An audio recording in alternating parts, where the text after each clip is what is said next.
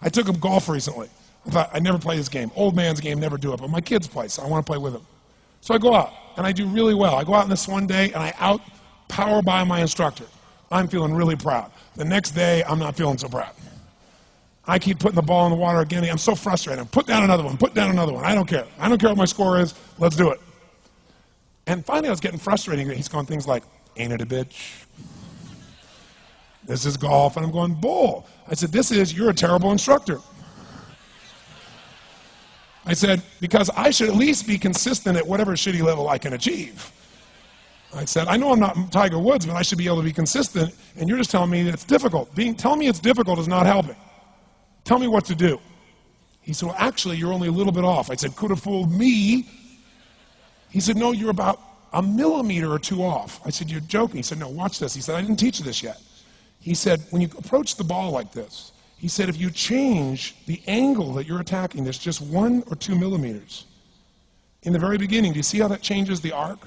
This one, instead of being on the green, by 1 millimeter, now you're in the water. 1 millimeter over here, you're in the sand. And he said, and also you're hitting the ground by 1 millimeter sometimes. You're not stroking it, just 1 millimeter. I thought, what a great belief system that when all hell's breaking loose and nothing's working, that you're only 1 millimeter off. Because most people think it's impossible, so they give up. Isn't that true?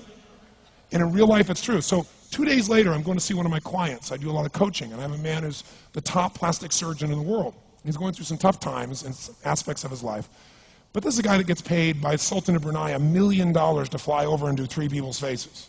He is the #1 plastic surgeon in the world. He can make anyone who's ugly look spectacularly beautiful. He showed me pictures of a woman who's 84 years old. He made her look 40 and gorgeous, no exaggeration. But you know what? I'm waiting for him in his office, and he's still in surgery. So he's got a new book he's creating to teach other surgeons around the world. And I'm going through it, and it's got pictures of the top 100 supposedly most beautiful women in the world's faces. And then men. I wasn't paying attention to that one. I just kept turning the pages, right? But I noticed something. He's got all these measurements. And he has mathematically calculated what it takes to make someone look gorgeous, man or woman. And it's a few millimeters. Interesting. For example, on a woman, the distance between the top part of your lip and your nose, this little distance, the measurement of that, if you're beautiful, gorgeous, is the same size as your eye. If it's 1 millimeter more, you have an average face. If it's 2 millimeters more, you are butt ugly. Okay. The difference between butt ugly and gorgeous is 2 millimeters. He's got about a dozen of these little 1 or 2 millimeter changes he makes, and it's a different person. It's 9 o'clock. So a very powerful belief to leave today with would be, nothing's working, I'm 1 millimeter away. What little thing do I change? And when I do, it changes everything. Because I'm heading this direction, I make this little shift. You take that out an hour from now, a day from now, a week from now, a month from now, you have a totally different destination from that direction. But the 1 millimeter change, I'll show you one of them right now. Check this out. Stay in the state of certainty. Some of you lost it. Intensify it, whatever it takes. Make your move. Come on. Make your move. Say yes. Say yes. Say yes. Say yes. Now feel that in your body. Don't let go of it. Now watch. Here's the difference between being certain and being uncertain. Did you see that? Certain, uncertain. See if you can find that little spot between the two, where you drop just a little bit of your chest, and you feel it drop, and come back up, and drop it. How many can feel that difference between where you really feel it, now intensify it, and where you dropped it? Is it a tiny difference, yes or no? Yes or no? Now, could you condition yourself to feel great in this state? Yes or no?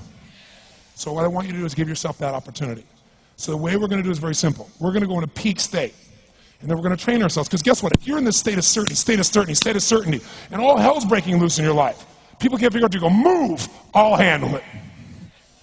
People go, he's so lucky, he's so confident. No. Here's what I've created for my life, and anyone I know has succeeded. I'm a 17-year-old kid from Azusa, California, with no real education other than self-education, with no background, with parents that did their best, all of them, with no money, but I did one thing. I loved people, and I had an enormous demand I made upon myself, and I sculpted my mind and my emotions to get me to do whatever it would take to achieve and to contribute. But to do that, I did it by using my body and changing my focus. I did it by putting myself in a peak physiology and using what I call incantations. Can you train yourself to believe something, yes or no? Absolutely. How many of you ever made the fatal mistake of going to Disneyland or Disney World, and while you're there made the fatal mistake of going to a ride called It's a Small World After All? What happens for about a week after you're out of that damn place? You're still singing this thing in your head in 24 languages, right? Well, let me tell you something. How many of you have things when you want to go achieve them and this part of your voice goes, oh, it's not going to happen, or forget it? How many got a voice that sometimes interrupts that good pattern? Say I. And what you want to do is train a new one. So starting when I was 17, I started doing incantations, not affirmations. Affirmation, you go, I'm happy, I'm happy, I'm happy, I'm happy, I'm happy. What's the problem? You haven't changed your what? Your what? Physiology. If you don't change your physiology, you won't get anything. So in incantations, not only you speak it, but you embody what you're saying with all the intensity you can. And you do it with enough repetitions that it sticks in your head. Like It's a Small World, now the conversation in your head is always the same and it gives you what you want. So you use your body and your voice.